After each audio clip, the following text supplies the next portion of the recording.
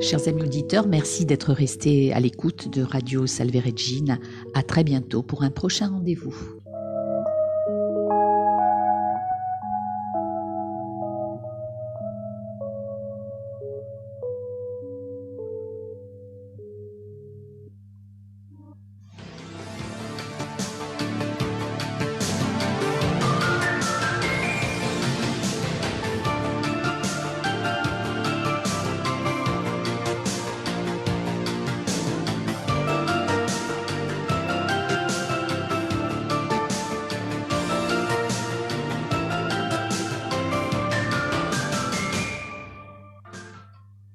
Amis auditeurs de Radio Salve Regina, bonjour, le frère François Dominique avec vous, aujourd'hui pour ce panorama info dans lequel nous continuons notre dossier de cette semaine sur cette lettre du pape Jean-Paul II, Dies Domini.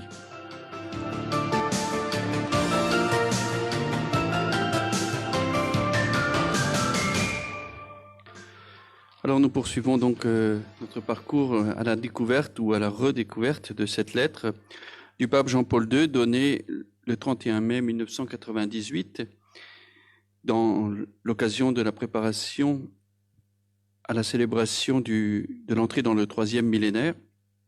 Le pape Jean-Paul II donc a voulu donner aux évêques et aux fidèles de l'Église catholique cette lettre rappelant la sanctification du dimanche, ce jour particulier pour nous chrétiens, bien sûr, parce que c'est le jour central de l'expression de notre foi chrétienne.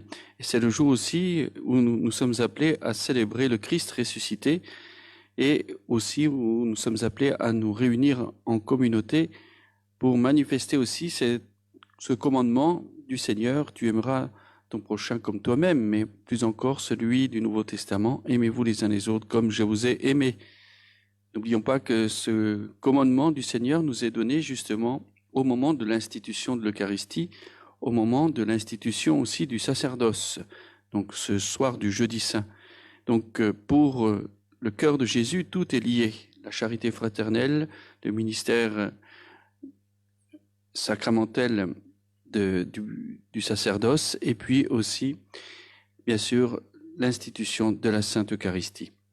Alors, nous avons vu hier le premier chapitre de cette lettre, qui contient donc 5 chapitres, la célébration de l'œuvre de la création, le jour du Seigneur ressuscité et don de l'Esprit, assemblée eucharistique, cœur du dimanche, le dimanche, jour de joie, de repos et de solidarité, et le dimanche, fête primordiale, révélant le sens du temps.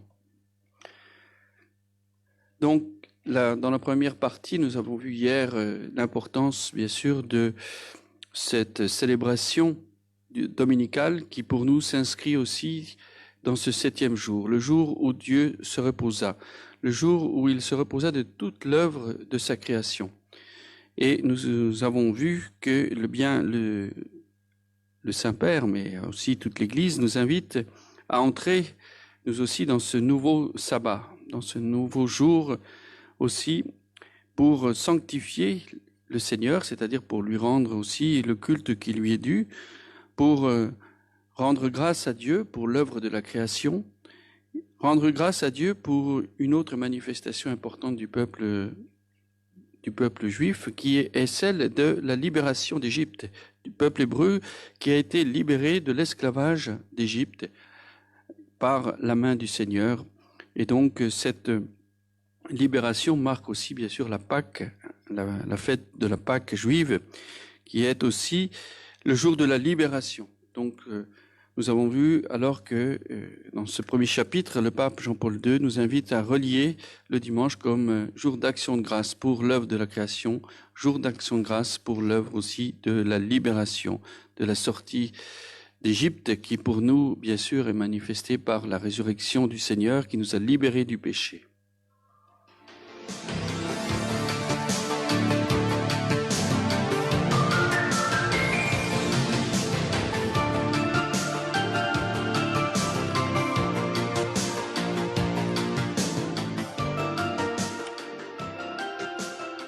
Poursuivons donc Dies Christi, le jour du Christ, le jour du Seigneur ressuscité et don de l'Esprit Saint. Le dimanche est appelé Pâques hebdomadaire. Nous célébrons le dimanche à cause de la vénérable résurrection de notre Seigneur Jésus-Christ, non seulement à Pâques, mais aussi à chaque cycle hebdomadaire.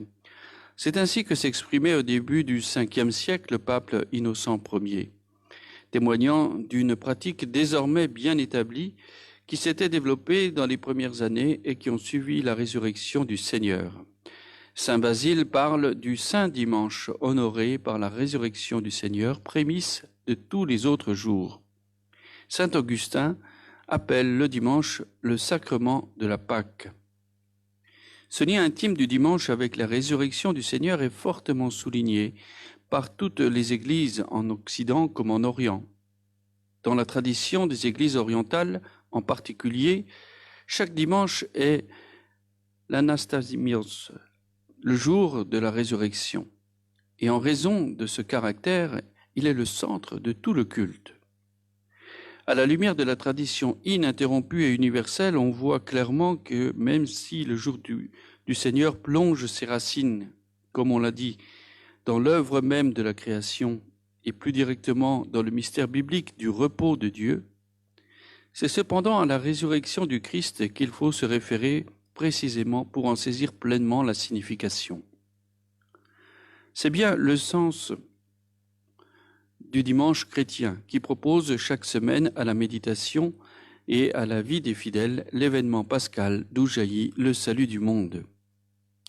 Selon le témoignage concordant des évangiles, la résurrection de Jésus-Christ d'entre les morts eut lieu le premier jour après le sabbat. Ce même jour, le ressuscité se manifesta aux 2 disciples d'Emmaüs et il apparut aux 11 apôtres réunis. 8 jours après, comme en témoigne l'évangile de Jean, les disciples se trouvaient de nouveau réunis quand Jésus leur apparut et se fit reconnaître par Thomas, en lui montrant les signes de sa passion. Le jour de la Pentecôte était également un dimanche, premier jour de la 8e semaine après la Pâque juive, quand, par l'effusion de l'Esprit Saint, se réalisa la promesse faite par Jésus aux apôtres après la résurrection. Ce fut le jour de la première annonce et des premiers baptêmes. Pierre proclama à la foule réunie que le Christ était ressuscité, et ceux qui accueillirent sa parole furent baptisés. Ce fut l'épiphanie de l'Église manifestée comme peuple dans lequel se joignent, dans l'unité, au-delà de toutes les diversités, les enfants de Dieu dispersés.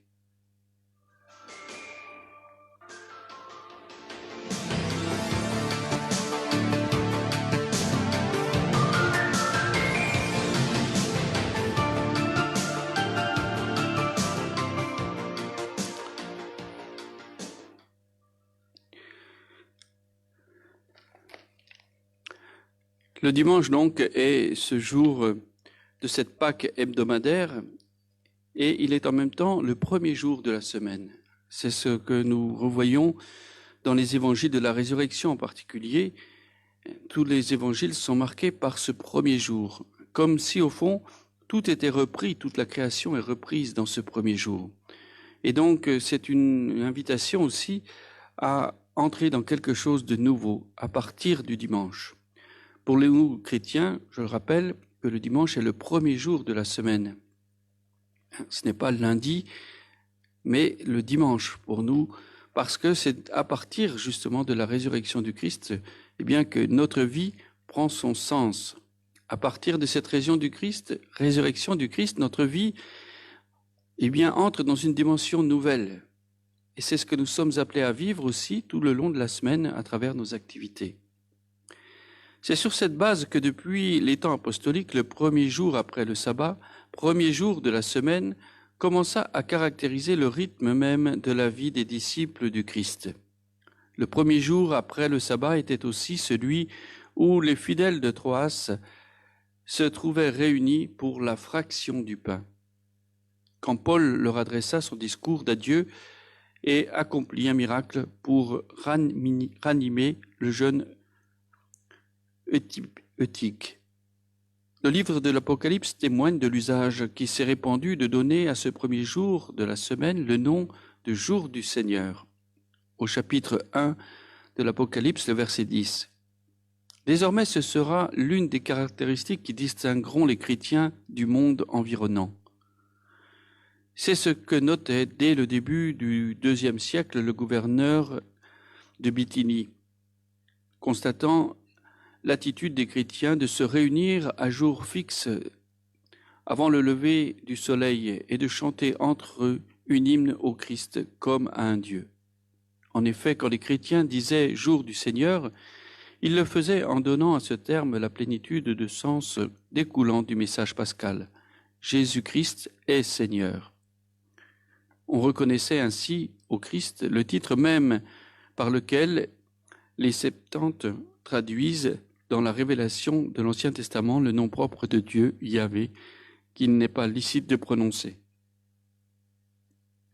En ce premier temps de l'Église, le rite hebdomadaire des jours n'était généralement pas connu dans les régions où l'Évangile se répandait et les jours festifs des calendriers grecs et romains ne coïncidaient pas avec le dimanche chrétien.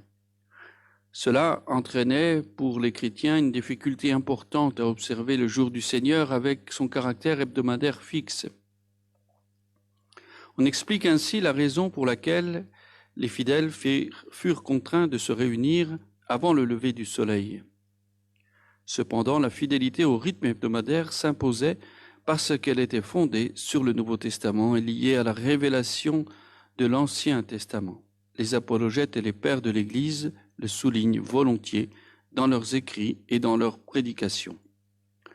Le mystère pascal était illustré grâce à ces textes que l'Écriture, selon le témoignage de saint Luc, le Christ ressuscité lui-même devait avoir expliqué à ses disciples. À la lumière de ces textes, la célébration du jour de la résurrection prenait une valeur doctrinale et symbolique capable d'exprimer toute la nouveauté du mystère chrétien.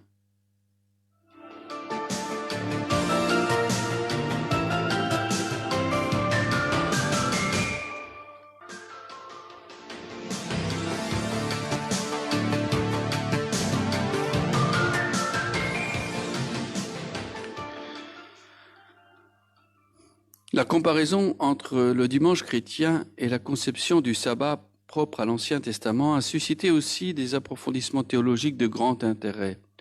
On a notamment mis en lumière la relation particulière qui existe entre la résurrection et la création. En effet, la réflexion chrétienne a spontanément relié la résurrection survenue le premier jour après le sabbat au premier jour de la semaine cosmique, qui, dans le livre de la Genèse, rythme l'événement de la création.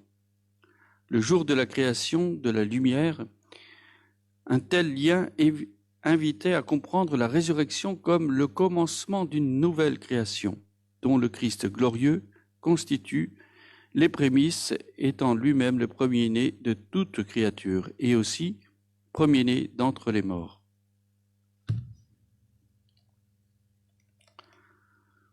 D'autre part, le fait que le sabbat soit le 7e jour de la semaine fait envisager le jour du Seigneur à la lumière d'un symbolisme complémentaire cher au Père de l'Église. Le dimanche est le premier jour et aussi le 8e jour, c'est-à-dire placé par rapport à la succession septénaire des jours, dans une position unique et transcendante qui évoque non seulement le commencement du temps, mais encore son terme dans le siècle à venir. Saint Basile le Grand explique que le dimanche représente le jour vraiment unique qui suivra le temps actuel, le jour infini qui ne connaîtra ni soir ni matin, le siècle impérissable qui ne pourra pas vieillir. Le dimanche est alors l'annonce constante de la vie sans fin qui ranime l'espérance des chrétiens et les encourage sur la route. Dans la perspective du dernier jour qui réalisera pleinement le symbolisme anticipateur du sabbat, saint Augustin conclut les confessions en parlant de l'eschaton comme paix du repos, paix du sabbat, paix sans soir. La célébration du dimanche, en même temps premier et 8e jour, projette le chrétien vers le but qui est la vie éternelle. Dans cette vision christocentrique, on saisit une autre valeur symbolique de la réflexion croyante et de la pratique pastorale qui ont attribué au jour du Seigneur. En effet, une intuition pastorale judicieuse a suggéré à l'Église de christianiser pour le dimanche la connotation du jour du soleil. C'est aussi ainsi que l'on nomme le dimanche dans la tradition des cultes païens, le jour du soleil. Et donc les premières communautés chrétiennes, comme nous le voyons dans d'autres aspects aussi de la liturgie, ont christianisé ces croyances païennes en leur donnant leur signification profonde dans le Christ. Le jour du soleil, expression par laquelle les Romains aussi dénommaient ce jour qui se retrouve encore dans quelques langues contemporaines. Elle détournait ainsi les fidèles des séductions des cultes qui divinisaient le soleil et elle orientait la célébration de ce jour vers le Christ, vrai soleil de l'humanité. Saint Justin, écrivant aux païens, utilise la terminologie courante pour noter que les chrétiens faisaient leur assemblée le jour dit du soleil. Mais la référence à cette expression prend désormais pour les croyants un sens nouveau, parfaitement évangélique. Le Christ est en effet la lumière du monde, et le jour commémoratif de sa résurrection est le reflet éternel dans le rythme hebdomadaire du temps, de cette épiphanie de sa gloire. Le thème du dimanche, comme jour illuminé par le triomphe du Christ ressuscité, se retrouve dans la liturgie des heures. Il y a un reflet particulier dans la veillée nocturne qui, dans les liturgies orientales, prépare et ouvre le dimanche. Se rassemblant ce jour, l'Église fait sienne des générations en générations l'émerveillement de Zacharie lorsqu'il porte son regard vers le Christ, qu'il annonce comme soleil qui surgit pour illuminer ceux qui demeurent dans les ténèbres et l'ombre de la mort. Et elle vibre en harmonie avec la joie éprouvée par Siméon, quand il prend dans ses bras l'enfant divin, venu comme lumière pour éclairer les nations.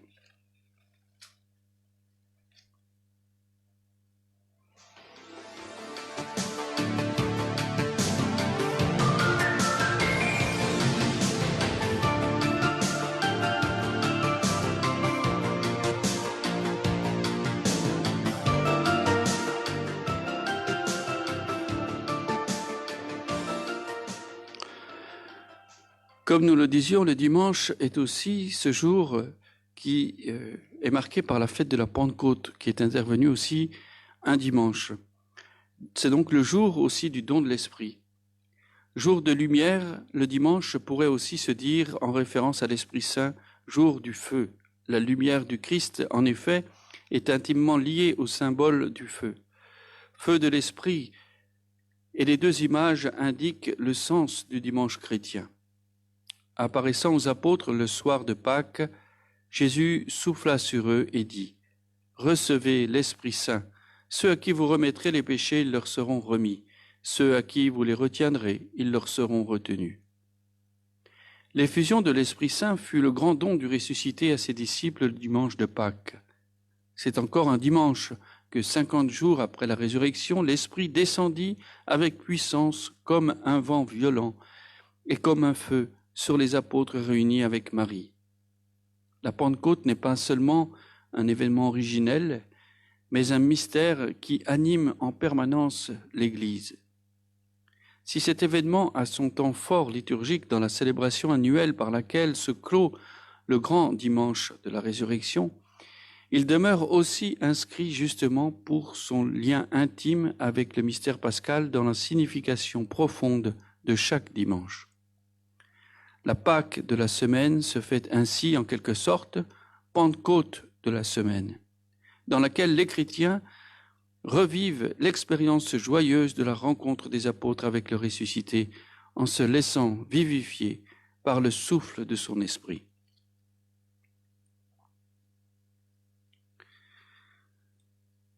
Un jour auquel on ne peut renoncer, le pape Jean-Paul II insiste aussi maintenant dans cette partie de cette lettre sur l'importance de garder comme un secret, comme l'ont fait les premiers chrétiens, ce jour du dimanche, ce jour comme étant le jour par excellence du culte chrétien, le culte que nous rendons au Seigneur ressuscité et duquel aussi nous recevons toutes ces grâces. On comprend alors pourquoi, même dans le contexte des difficultés de notre temps, l'identité de ce jour doit être sauvegardée et surtout profondément vécue.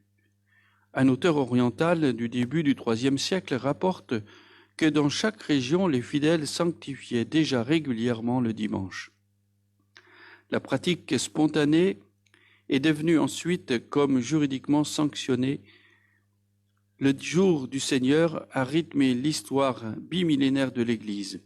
Comment pourrait-on penser qu'il ne continue pas à marquer son avenir? Les problèmes qui, de notre temps, peuvent rendre plus difficile la pratique du devoir dominical trouvent effectivement l'Église sensible et matériellement attentive aux conditions de chacun de ses enfants. Elle se sent appelée en particulier à un nouvel engagement caractéristique et pastoral pour qu'aucun d'eux, dans les conditions de vie normales, ne demeure privé de l'abondance de grâce que la célébration du jour du Seigneur porte en elle. Dans le même esprit, prenant position sur les hypothèses de réforme du calendrier ecclésial par rapport à des variations des systèmes de calendrier civil, le Concile œcuménique Vatican II a déclaré que les seuls auxquels l'Église ne s'oppose pas sont celles qui respectent et sauvegardent la semaine des 7 jours avec le dimanche. Au seuil du 3e millénaire, la célébration du dimanche chrétien, pour les significations qu'il évoque et les dimensions qu'il implique par rapport au fondement même de la foi, demeure un élément déterminant de l'identité chrétienne.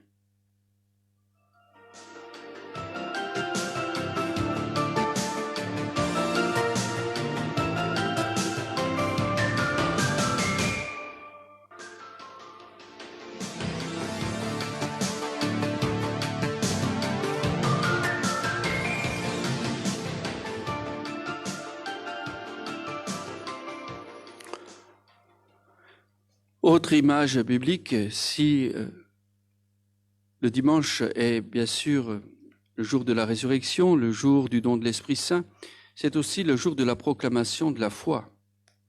C'est pour ça que dans les traditions liturgiques, le dimanche, nous renouvelons notre credo, comme nous le faisons aussi aux grandes solennités, mais en particulier, donc, chaque dimanche, nous renouvelons notre credo pour marquer aussi que ce jour du dimanche, c'est aussi le jour où nous sommes appelés à confesser notre foi et la confesser en Église, en communauté.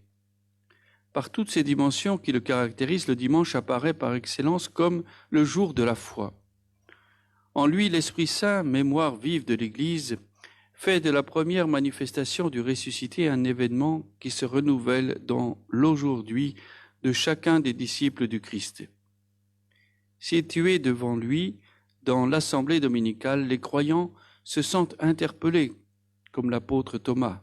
« Porte ton doigt ici, voici mes mains, avance ta main et mets-la dans mon côté, et ne deviens pas incrédule, mais croyant. » Oui, le dimanche est le jour de la foi.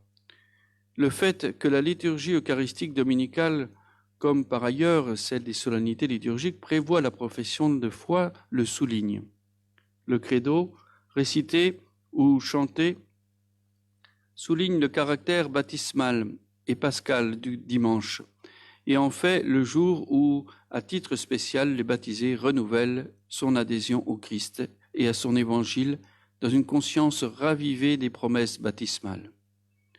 Accueillant la parole et recevant le corps du Seigneur, ils contemplent Jésus ressuscité présent dans les signes sacrés et ils confessent avec l'apôtre Thomas « Mon Seigneur et mon Dieu ».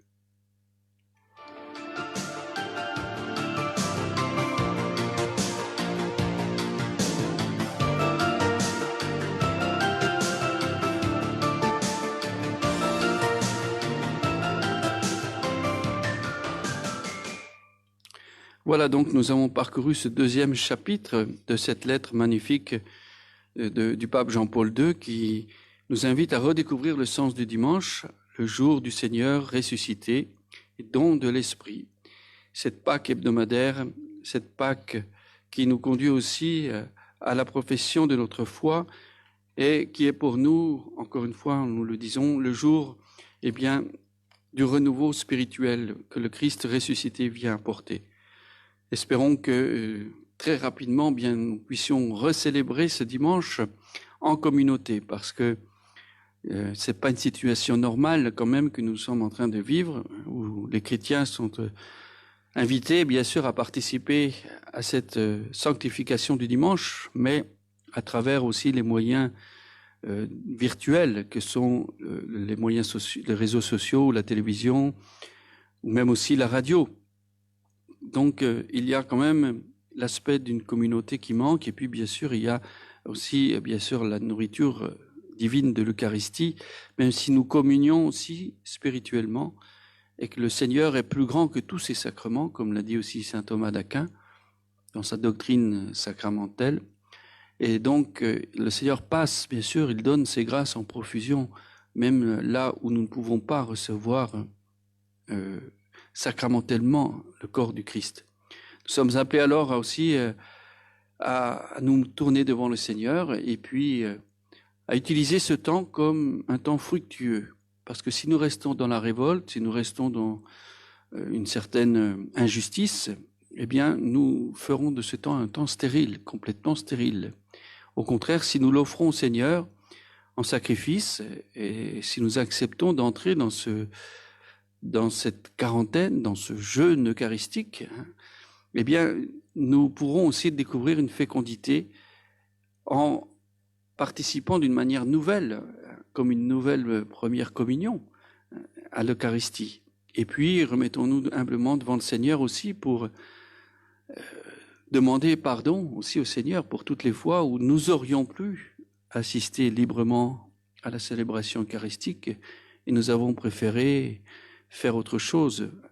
Nous aurions pu sanctifier le jour du dimanche, le jour du Seigneur, et nous avons préféré le vivre comme un temps de détente, de repos, mais loin de lui, ou en tout cas, où il n'était pas au centre. Donc, aussi recevons cela dans l'humilité, demandons aussi au Seigneur sa miséricorde pour nous-mêmes, pour l'Église, pour le peuple chrétien, le peuple des baptisés, qui, encore une fois, a trop souvent délaissé la Sainte Eucharistie dans ces derniers temps dans lesquels nous sommes. Alors demandons cette grâce au Seigneur qu'il nous renouvelle complètement et préparons-nous à cette grande fête de la célébration du jour sacré de notre Seigneur, le jour du dimanche, Pâques hebdomadaire, Pâques et Pentecôte hebdomadaire, où nous recevrons aussi le don de l'Esprit Saint pour être renouvelés dans l'amour, dans ce feu de l'amour qui vient aussi attiser en nous la communion spirituelle avec le Christ et avec nos frères.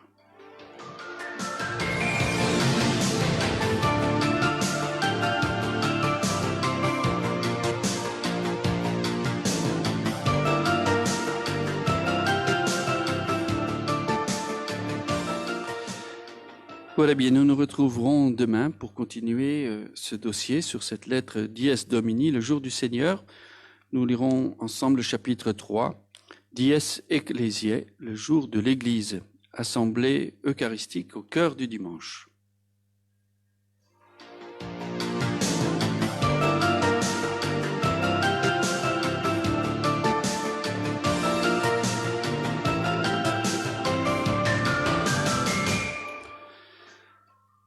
Voilà, ainsi se termine le panorama info de ce jour. Et dans quelques minutes, nous retrouverons en direct de l'oratoire pour la prière du chapelet.